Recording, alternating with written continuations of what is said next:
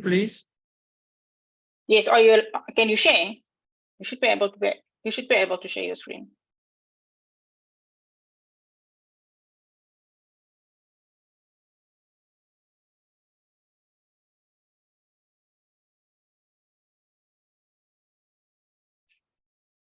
Okay, can you see my screen? Yes, I can see your screen. Okay, so I can go on. Yes, you may start. Thank you so much. Okay, thank you so much. Thank you for giving me the opportunity to share what we are doing. My name is Dr. Guy Waffe. I'm a medical doctor and epidemiologist based in Cameroon, and I'm also the coordinator of the association called Building Medical Research in Africa. And I will just do a brief summary of what we are doing, what we are giving as offer, and what we are giving as contribution in order to improve the quality of data management and data analysis in health domain in Africa.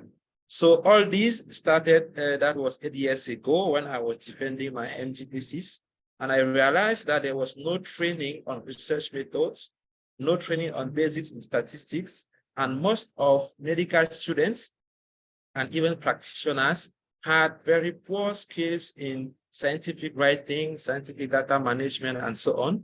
And that is where, with some colleagues, we decided to create a group which was formerly called just PMS. That was 6 years ago. And what we were doing was mainly to train our junior colleagues, our friends, and so on how to manage the data. And from there, I think that is where the question for data analysis comes. We did some training on medical statistics, on data management, and we decided to increase the group and the activity that we are conducting. So that today we have online services, which is mostly focused on training, and we have training on data entry application, on data analysis, on protocol writing, and all those resources are available on our website. We also have a book that we published on a practical guide for initiation in quantitative health research for beginners. We have a YouTube channel where we have videos on different methodological aspects of research and of data analysis. We have an online training platform for data analysis with SPSS. And we also have online training on other softwares like R and other data management softwares. And what we have as perspective for data management in Africa, because the aim of what we are doing is not limited in Africa, but it's supposed to be extended in other parts, especially in the Francophone part of Africa, because we realize that there are many resources available, but most of them are in English. While Cameroon being a bilingual country, English and French, we think that we can bring something in, especially for the Francophone part. So what we aim is to have a strong research team for practice, to find for funding, which can be used to improve the training in our context, to promote evidence-based practice so that data analyzed will help to inform decision in health. We are also aiming to have like a regional training center for medical research, biostatistics, data management, and ethics, and so on. And finally, to collaborate with other organizations, with other groups, like those who are actually in this meeting. So we really like to collaborate, to share experience, to take experience from others in such a way that we can be stronger and do what we are doing better. Thank you so much. That's all.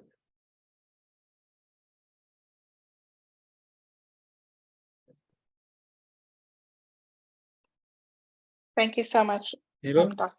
Okay, good. Thank you so much, Dr. Guy.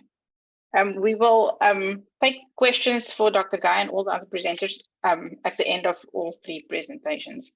But please do feel free to pose your questions in the chat, and we will also look through there for relevant questions for the group. So next, we introduce Dr. Ibrahim Aboyi, and he is part of the STAT clinic.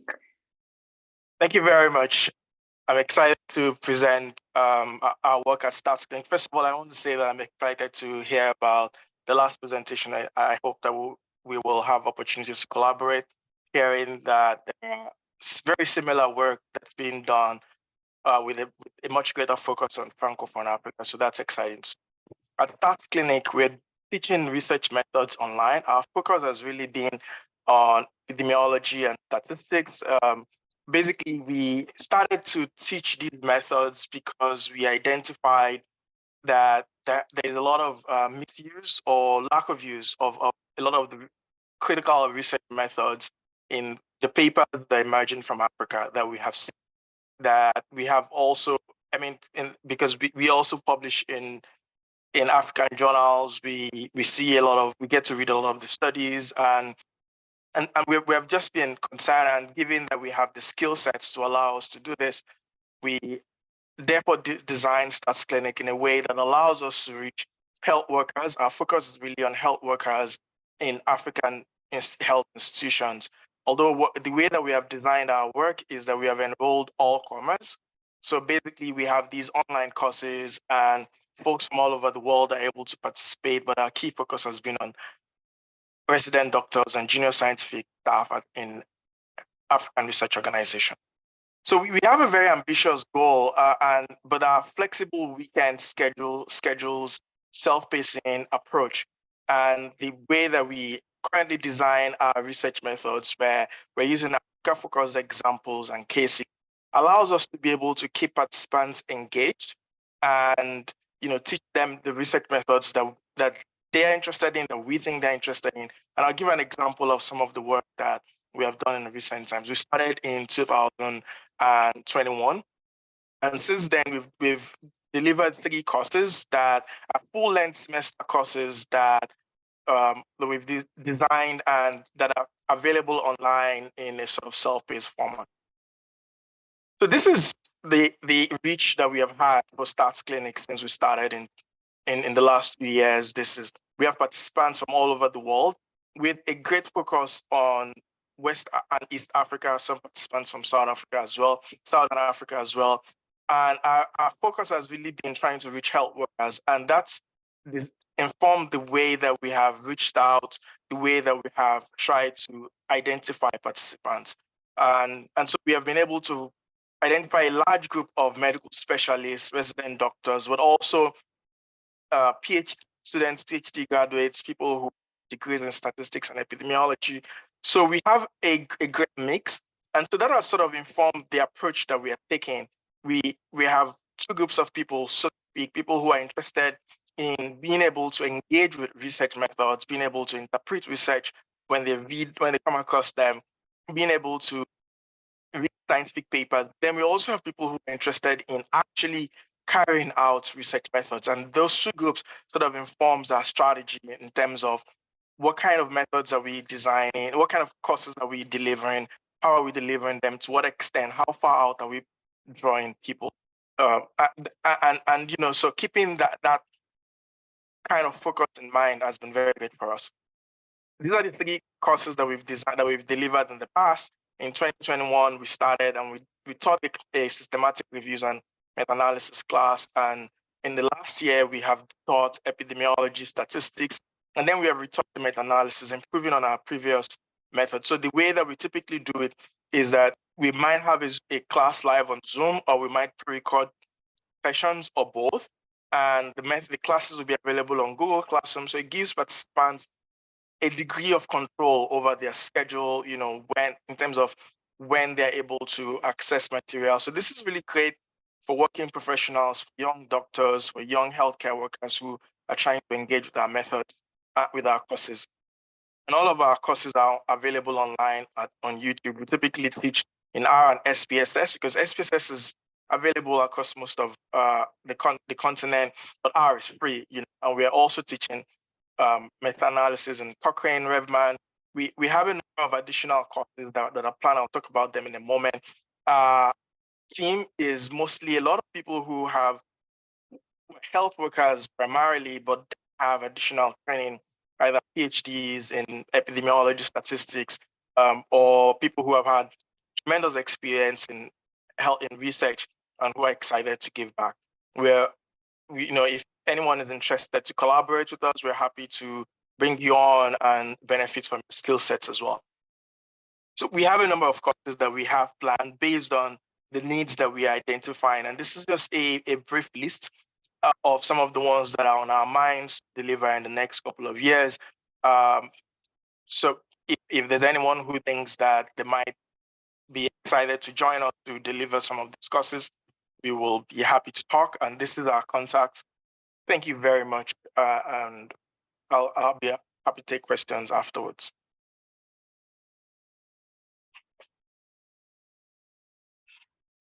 Thank you so much, Dr. Ibrahim, for this nice presentation. As I mentioned, for those who might have joined later, we will take questions at the end of all three of the talks, but you are more than welcome to also post your questions in the chat. So now I'm happy to introduce Ms. Anelda van der Walt, and she will be presenting on the Telarify organization. Thank you very much, and thank you very much for the organizers and the opportunity to tell people in the room a little bit more about Telarify. If I can maybe just ask Ibrahim if you can stop sharing your screen, then I can share my screen. Excellent, thank you. Just a second. All right, can you see my slides? Yes, I can see that. Great, thank you. So thank you very much. It's not often that I'm in the room with French-speaking instructors and trainers and leaders, and it makes my heart really happy. So this is one of the things that we've seen in the work that Telarify has done, that there's a huge shortage of French materials for training. So it's heartwarming to see my colleagues talking about their work. Telarify is a South African company that was established in 2015. We're based in South Africa, but we work across the continent and also collaborate internationally across the global north. We develop programs to build capacity at large scale. And you'll see some of the work that we've been doing over the past few years in some of the slides coming up. What we mostly work with is to help researchers at any career stage. So really from about an honors level to very, very advanced, highly qualified researchers, help grow their digital and computational skills in research. So that can include anything across the research lifecycle, from using better tools for finding papers, to using better tools for referencing, to better tools for learning skills for data analysis, data visualization, really across the research life cycle, but very much also focusing on helping African researchers showcase their excellence, to grow, to change the narrative of what is happening in Africa in terms of research. We've worked with universities, with NGOs, governments. We've been funded. Some of our work is being done with clients. Some of them, the work is being funded by research funding organizations. We've been part of consortia. So really a wide range of types of projects that we take in. We've got an amazing team of ladies. So at the moment, with diverse skill sets. So my own background is in bioinformatics. I used to work at the South African National Bioinformatics Institute and later at some of the universities in South Africa on next generation sequencing projects. And that's where I really saw the challenge that researchers across all career stages face in terms of adopting new technologies when they don't have the support within their institutions. So we like to partner with institutions who don't have necessary support within their organizations to help their researchers adopt new technologies. My colleague Noma Lungelo is our project manager and data science mentor, and her background is in engineering, chemical engineering. And she's been with us for just over a year now. And I want to say most importantly, but we've also discovered that it's really important how we talk about the work that we do. We have to use the right words to find the right participants. We have to figure out where our audiences are to make sure that they are aware of opportunities, not only offered through Talarified, but also through our partners. And we've got so many partners offering free training, free opportunities across the globe that people can get access to. And that's why we've got Notola, who has a BA in communication, and she's just joined us. She's been with us for about 6 months now and helping us to get our communications on track to reach our audiences. I've got 2 slides showing some of the projects that we've been involved in, and I'm starting with one of the projects that we've been working on for 2.5 years now. It's still ongoing. It's a project that is national, so in South Africa, across all 26 public universities. We work with the Humanities and Social Sciences faculties and SADiLaR, the South African Centre for Digital Language Resources, to help people within humanities and social sciences adopt technology and grow their digital and computational skills. So in this work, we do a lot of interdisciplinary work, sharing what we've learned as bioinformaticians, as chemical engineers, introducing these people to our networks, giving them access to women in data science opportunities, and other data science mentorship programs, to which traditionally humanities and social sciences have not have access to. I don't know. Okay, my screen is not shared anymore. Is my time up? No, I'm not sure what happened. No. Okay, no problem. Anyway, you- people saw No, the can you slide. try That's it? fine. Can you try it again? I'm not sure what happened. It says host disabled participant screen sharing, but it doesn't matter. It doesn't matter. I think we'd really like to get the questions right. Sorry, So that's not another from project- my side. It's not a problem. Another project that we're working on right now at the moment is that we are the Research Software Alliance's Africa Community Engagement Partner, and people in this room might find this. In fact, I'm going to ask my colleague Nokolo, are you in the room? If you can, put the RSSE Africa website in the chat, then people can access that directly. So that is a community that we are supporting to help African researchers who are also developing software or who are supporting data and computing systems to grow a community of practice there. Thanks, Knox. And so we run monthly meetups. This is all for free. You can join us. We'd love to hear from you. So, and I think this might be something that is relevant to the community in the room today. So we support a lot of communities for free. These slides, by the way, these slides are in our folder that is linked off the DSI Networking Exchange website. So if you can't see it, you can always go back and find it there. Another project that we've been working on, which relates a little bit to some of the work I think Brian was talking about, a project was called AfriMapR. And in that project, we were building a community of practice around African data-driven maps in R. So we were helping to build small building blocks in R that other people can use to make it easier to draw their maps using their data. That project has, we're funded by the Wellcome Trust initially, is currently not funded, but the resources are still available, and the website, the slides that's in the DSI folder. I'm not going to tell them to talk about the other project.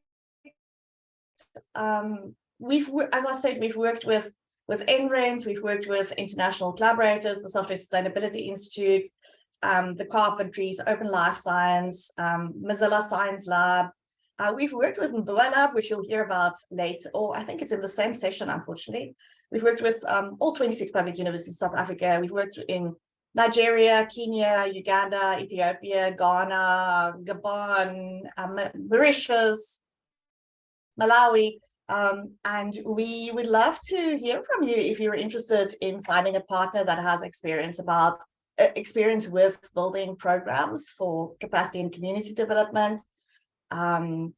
We also can plug you into existing opportunities. So even if you, thanks Bianca, even if you don't if you're not a client, even if you're not our typical client, we can always still plug you into some useful resources or communities that might benefit you. So thank you very much for the opportunity to talk to you today, and it's great to learn about these other projects as well. Thank you so much, Arnalda, and sorry for that glitch. It was from the main room, but it's been restored now. All right, so I see we do have a bit of time, and we have a couple of questions. Folks are also able to unmute themselves and ask your question. So the floor is open now for that.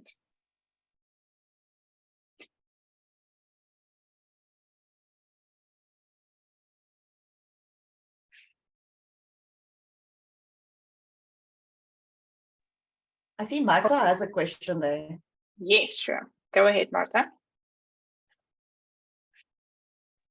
Hello, everyone. Marta Rudnicka from Graph Network from the Institute of Global Health, Geneva. Thank you for these presentations. It's so great to find out that there are so many people who have similar objectives and similar goals to what we're doing at the Graph Network. I wanted to ask, I have a question for the last presentation to Arnalda.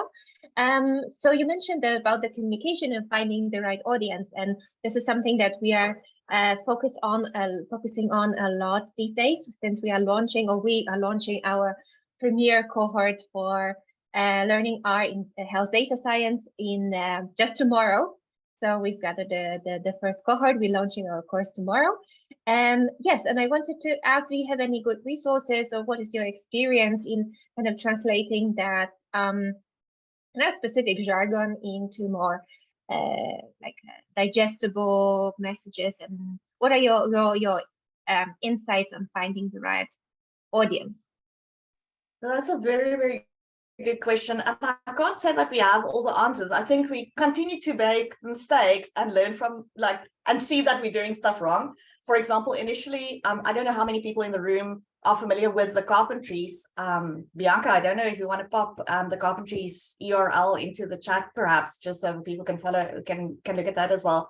The Carpentries has a very weird name, but it offers data science training to researchers across a variety of tools, Python, R, and some data handling skills. Thanks. And we used to run workshops and call them Carpentries workshops, but no one would know what a Carpentries workshop is. So no one related to that.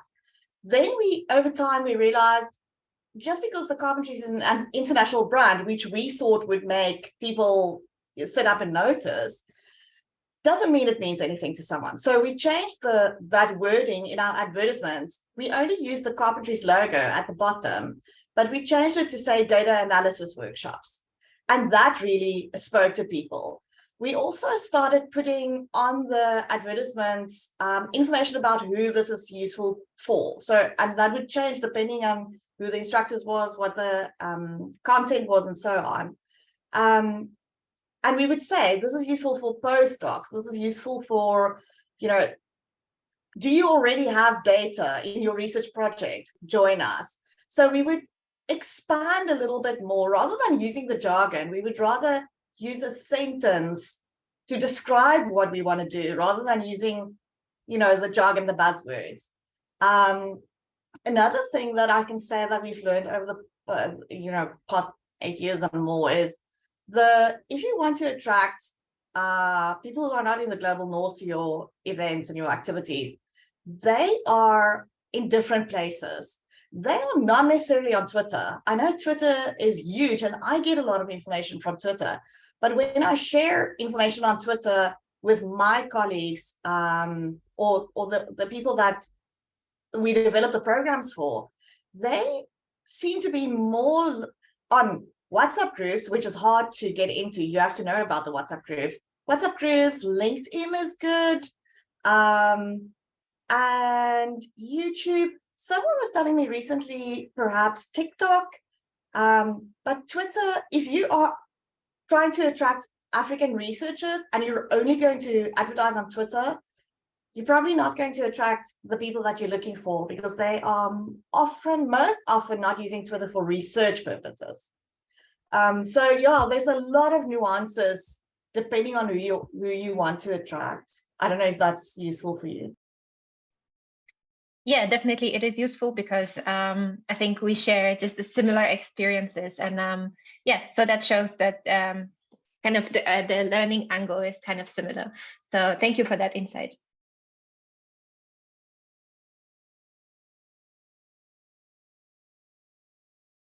All right, I do see another hand up. Zendaya, please go ahead.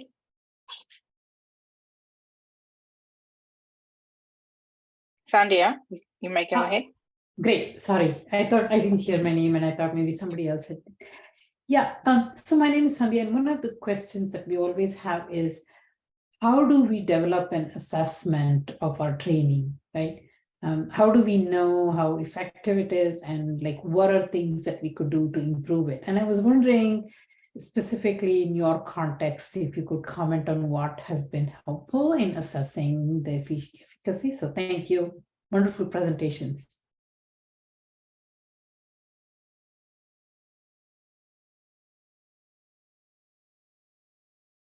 I guess I could, I don't know if who you had specifically directed the question to, but I guess I could Everybody. start with it. Yeah. So at Stats Clinic, we have thought carefully about evaluations, because one of the things that we wanted to be able to demonstrate is if we're spending this much time on training and it's all volunteer on, it has to be worthwhile, right? So what we typically do, and it's simple, is a before and after setting. We come up with a series of questions based on knowledge that we expect people to have by the end of the training. We administer it to them at the beginning of the training, and then we administer it to them at the end. And then we ab initio, we decide how much improvement do we want to see, right, in the mean scores, and we can also be able to identify just the distribution where people stand on just in terms of the assessments. And it's worked. We've used this again and again and again, and we would often supplement that with qualitative, like additional questions to participants. So we will do a course evaluation where participants can tell us how they thought the course went, in addition to the objective assessment of what did they really learn, and that when we put all of that together, it helps us to have a good picture of what. So for instance, we didn't have a lot of self-paced components. Our classes were live, but based on participant feedback, we're able to begin to develop more self-paced. We introduced Google Classroom where people can be able to take the class at any time. We started to develop videos from scratch where at the beginning of the course, we have a lot of videos available in addition to the live courses, live training sessions that we have. So that's how we've sort of how we've sort of introduced evaluation into our program. Thank you. Very helpful. Hello, may I say something, please? Dr. Guy, yes, please go ahead. Okay, thank you. Thank you for the insights from Stats Clinic. I think what we are doing is a bit similar in evaluating the impact of what we are doing. And apart from that, we have an evaluation, a test at the end of each training, which is based on some similar studies that we have managed the data. And those who follow the training at the end, the examination is mandatory, and they must have at least 70 over 100 to have the certificate. And when they have the certificate, we give them an attestation to show that they were able to go through the training and they were able also to analyze the data, because we are mostly focusing on practical skills than theoretical knowledge. As most of the time around us here, we have organization or research group who are in need of people who can help them to manage their data. So when we have finished the training with a cohort, we have an evaluation session, including specifically database where they have to apply what they learn. And from there, we can have the mark and see if they were able to acquire the skills. Thank you. Thank you.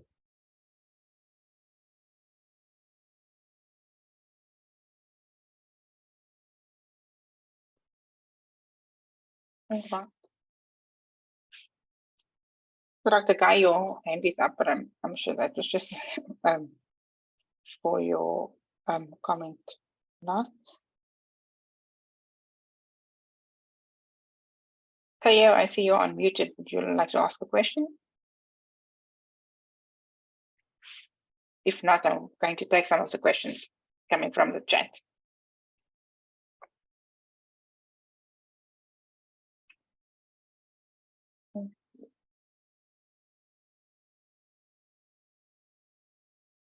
So Abdul Nasir is asking, thanks for the informative presentation. I would love to know if there's progress in building collaboration with other African universities to facilitate those courses, if no interest for future collaboration. So I think that can go to the group. So I guess I could take that again.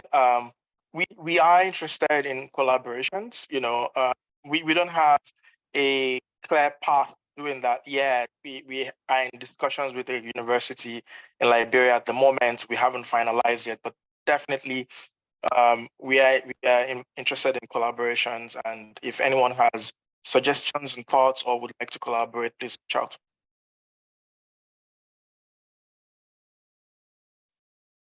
Thanks, Ibrahim. There's also some more questions, also for collaboration. So I just want to point out that the resources for all these presentations and talks today will be posted on the DSA Africa website. Let me see if there's any other ones. So Anelda is asking a question for the room. How do you decide which, for the audience here, how do you decide which training opportunity to participate in? Do you prefer online or in-person trainings, full days or full days following each other, or shorter periods spread over weeks? So I guess here the audience members might want to answer these.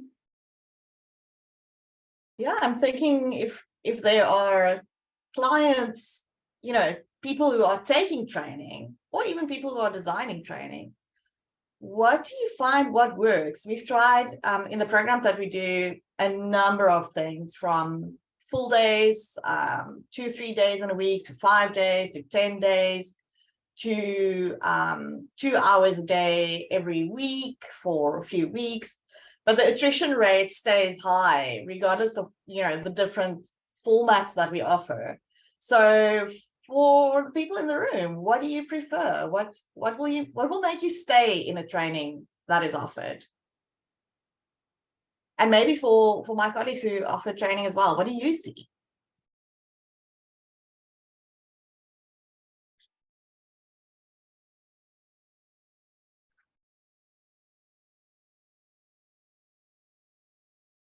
My word, nobody takes training.